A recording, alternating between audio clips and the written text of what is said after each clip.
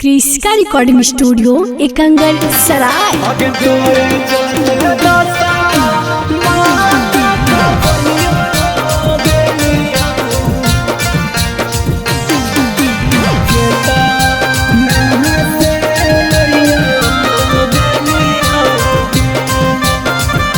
Presented by Kriska films. तोरे चलते दशा माता का पढ़ियो गेलियो केता नहा से लड़ियो गेलियो गे। तोरे चलते दशा माता का पढ़ियो गेलियो केता नहा से लड़ियो गेलियो गे। करहलु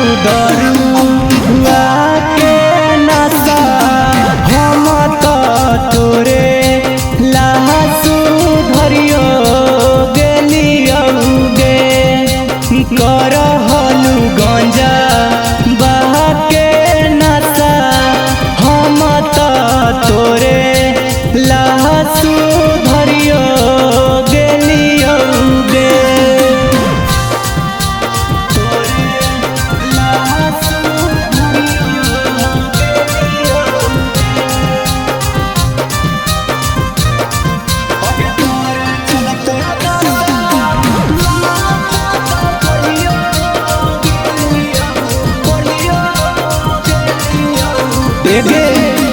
जैसे बतिया तोरा मानलू वैसी हमरा मानी हगे। छोड़नी जहिया मर जइबहु एतना तू जानी हगे। हगे हगे जैसे बतिया तोरा मानलू वैसा ही हमरो मानी हगे। छोड़नी जहिया मर जइबहु एतना तू जानी हगे। हगे तोरे कहल रासा चले लागी जानू हम तरिए गेलियो गे। पिया हलू दिना रात सुले सने हम तो तोरे लहसु धरियो गेलियो गे।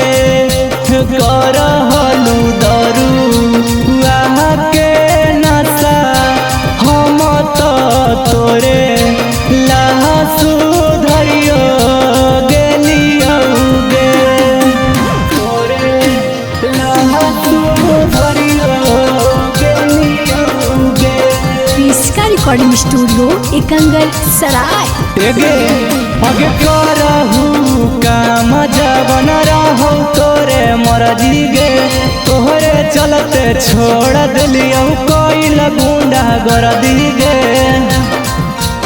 आगे आगे करहु काम जवन रहो तोरे मर्जी गे। तोहरे चलते छोड़ दिलियो कोई गुंडा गर्दी गे।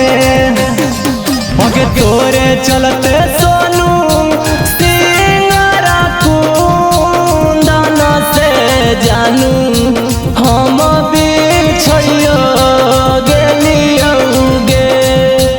करहलु सिका रेट के नशा हम तो तोरे लहसु धरियो गेलियो गे।